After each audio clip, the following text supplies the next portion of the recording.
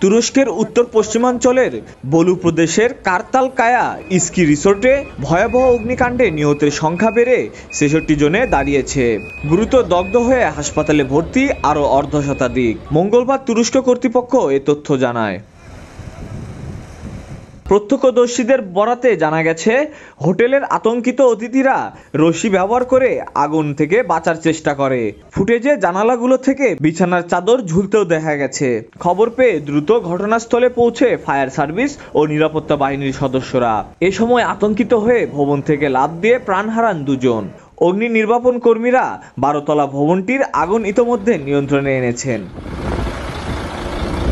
বলু শহরের গভর্নর আব্দুল আজিজ আইদিন রাষ্ট্রীয় সম্প্রচারকারী টিআরটি-কে বলেন, রিসোর্টের রেস্তোরাঁর মেঝেতে তুরস্ক সময় ভোর ৩টা ৩০ মিনিটে আগুনের সূত্রপাত হয়। কাঠের তৈরি ওই রিসোর্টে সে সময় ২৩৪ জন অতিথি ছিলেন। দেশব্যাপী ২ সপ্তাহের স্কুল ছুটির শুরুতে এই অগ্নিকাণ্ডের ঘটনা ঘটল।